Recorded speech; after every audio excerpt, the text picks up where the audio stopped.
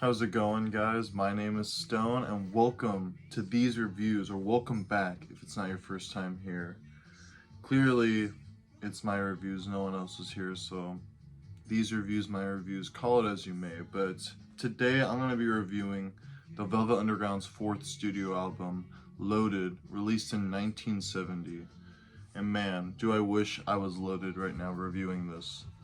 This was the last album to feature Lou Reed in the band, as he would walk out before the album was mastered and released. And Marie Tucker would also be absent for this, as she was pregnant during its recording process.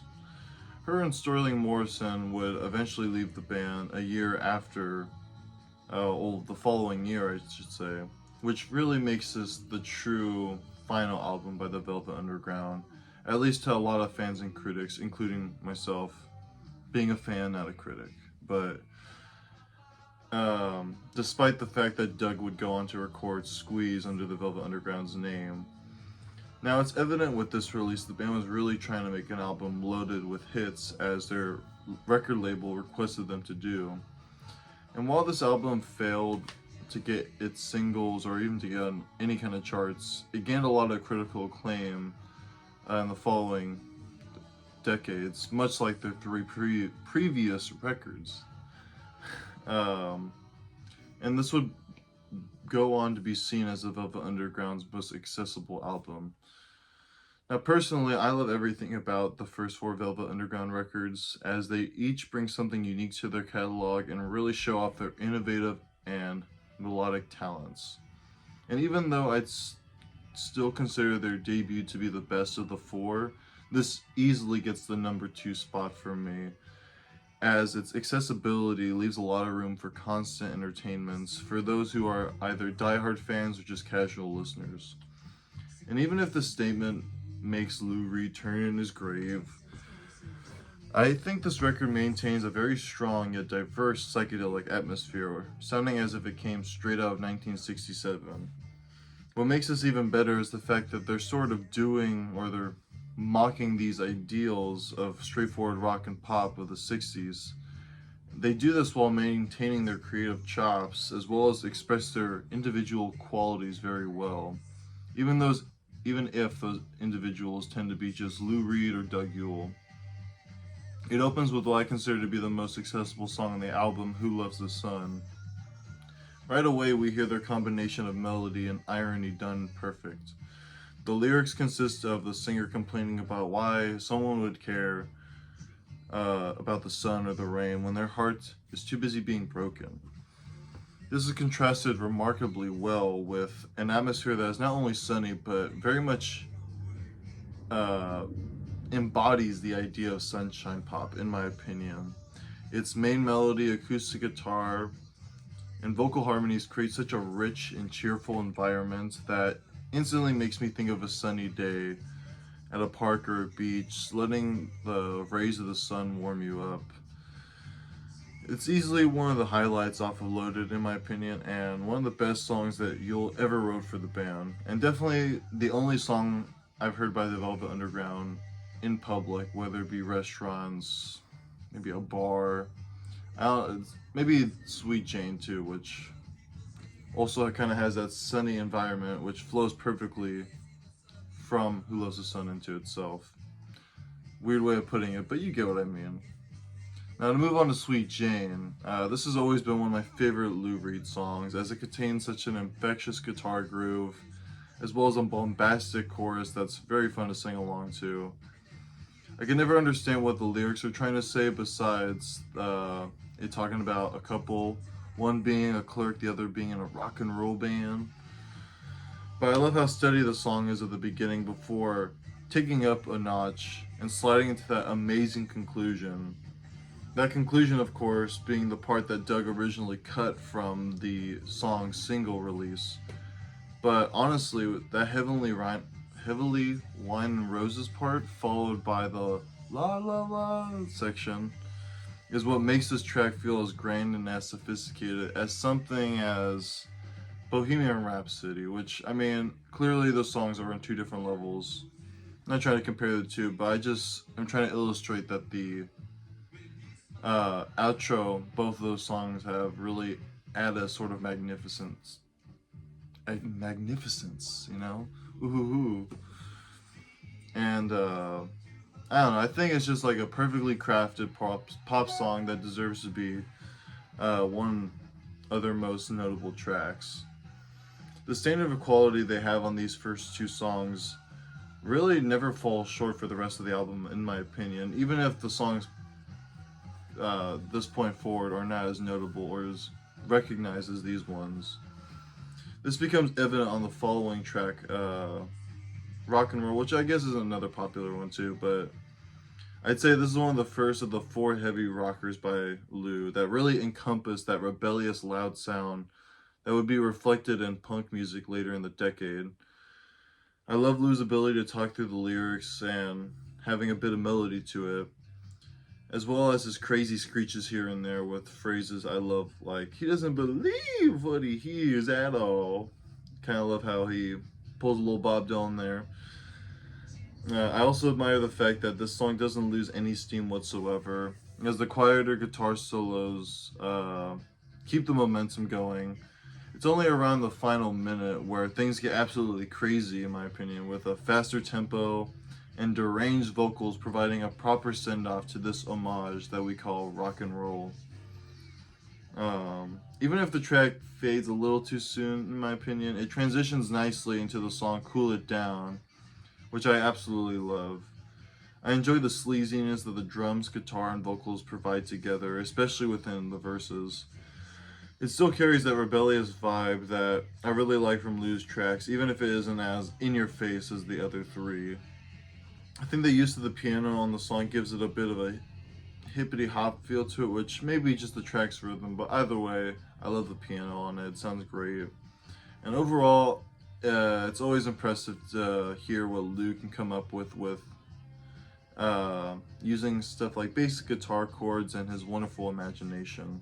As I kind of hinted at earlier, it does remind me a lot of Bob Dylan, and yeah, I could see the connection between the two. On the fifth and final track in side one, we are given the track New Age, led by Doug Yule.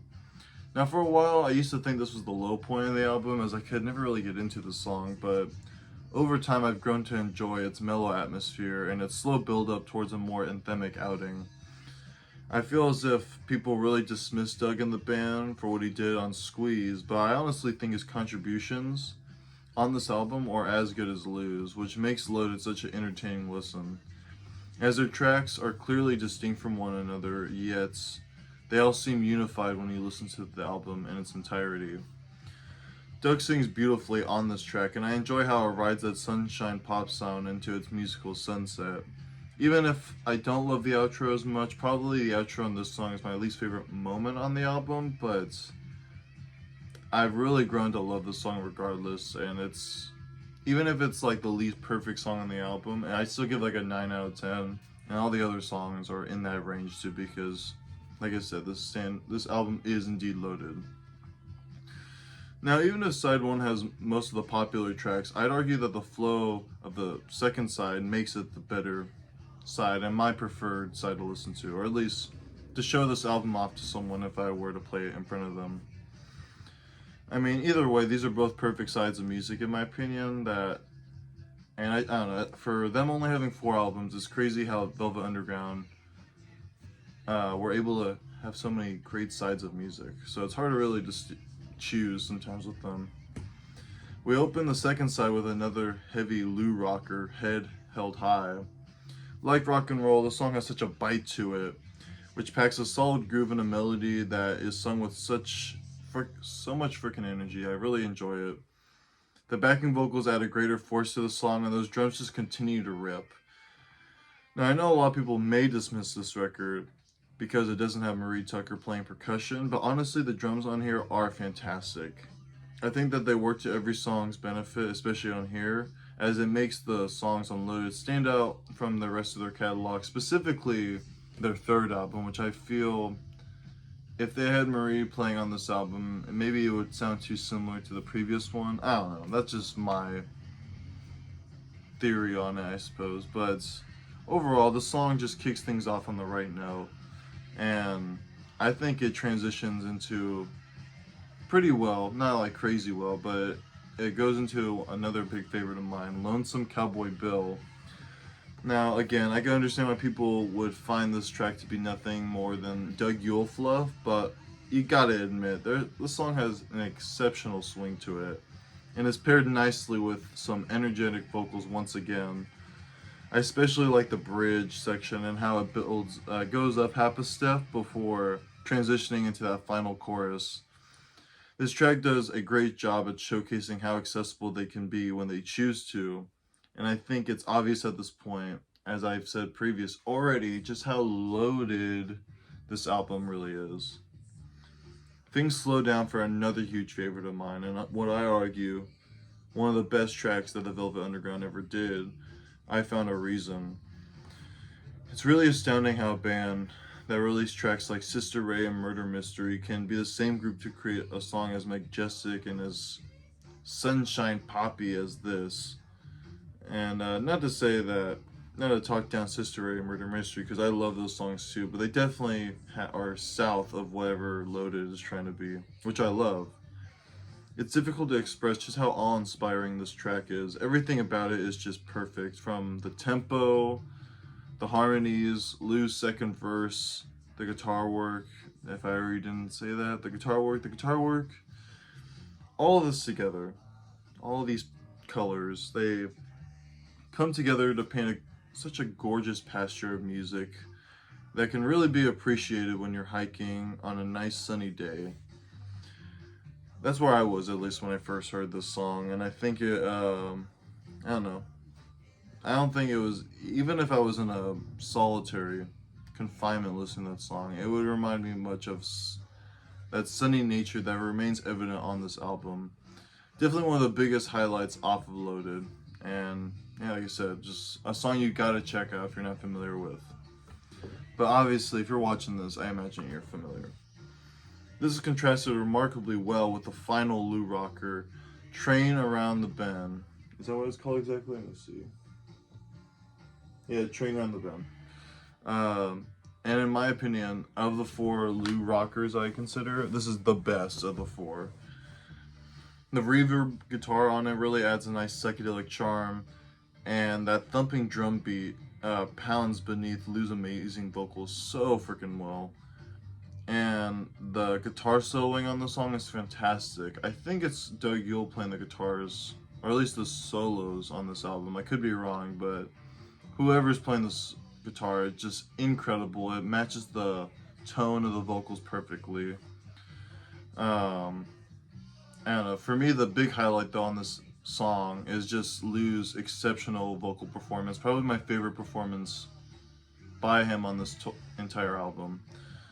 Really drives that proto-punk vibe into, or really you could see the connection to like a lot of punk music that would come later on in like 77 and whatnot. And I think though you could tell Lou's like putting all of his vocals and effort into it, it does sound effortless in a way, which is how casually he could come up with stuff as grand and as badass as this. So yeah, I mean, after being put through that combination of atmospheric songs, heavy rock songs, and just catchy pop tunes, we conclude Loaded on one of its most seminal tracks, Oh Sweet Nothing. With it clocking in at over 7 minutes, this gives the group a chance to break out of their pop limitations and build a Sweet Nothing jam into a bombastic outing that transitions back into its main melody so casually. I love it. That main melody though, being in the chorus and the verses, is just one of the finest moments on this record. It just contains some phenomenal harmonies that just really, like I said, cement that sunshine pop sound that I assume they were going for. And I feel like it's really tough to describe the, kind of like I Found a Reason, just how like majestic and awe-inspiring it is. But it kind of reminds me to Riders of the Storm, that being that they're both kind of longer, loose jams. At the same time, like, they raised the standard of this album even higher than what you thought, because after hearing like banger after banger after banger, you're like, man, I wonder how they're gonna close this thing, and then they close it with this long cut that summarizes this album's environment perfectly. So yeah, I mean, I really don't have anything harsh or negative to say about this record. It really is a perfect album, in my opinion. If I had to choose my favorite side, it would definitely be side 2 because the flow just is flawless, and I love the way from like I Found a Reason to Train Around the Bend to Oh Sweet Nothing. But even the songs before, Lonesome Cowboy Bill and freaking Head Held High. Either way though, first side's amazing too. It's kind of like with the Flying Burrito Brother record. It's like, it's hard to choose a favorite side because I could choose both. And even though I say this is like a perfect album, I did decide to try to rank these songs from my favorite to my least favorite, even though like my least favorite's still like a 9 out of 10. So I mean, maybe this could change. I try to stick with my list because I feel it's pointless to say it could change if, I don't know, I'm still ranking them. But here's the top song. Clearly, I Found a Reason is my favorite. Second to that is Who Loves the Sun, Sweet Jane, Train Around the Bend, and Lonesome Cowboy Bill. Those are my top 5. And then 6 through 10, it's Cool It Down, Rock and Roll, Head Held High, Oh Sweet Nothing, and New Age. And honestly, like I said, only New Age at the bottom just because of the last minute, but besides that, it's just like an amazing. I'm not trying to cap on that minute, like it really bothers me or anything, but you know what I mean, it's just like, oh man, it's just a great album, either way. I'll show you the back. It's just like some recent pressing I got at a record store. You can see Doug Yule just kind of chilling, looking artsy.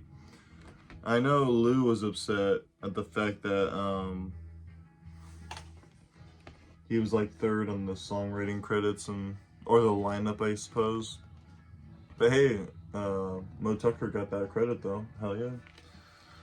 So yeah, that was basically my review of this amazing album. Basically just me gushing about how cool it is, and for it not coming out of 67, it sure does sound like it. And if you're a big fan of that Sunshine Pop 60s sound, you could find it out of the Velvet Underground. Unexpected rhyme, like it all the time. Alright, well, I hope you enjoyed the review. Check out my other YouTube videos, they're pretty cool. Other psychedelic stuff. Be ready for another video. Hopefully I'll be ready. And yeah, I'll see you guys then. Ta-ta, bye.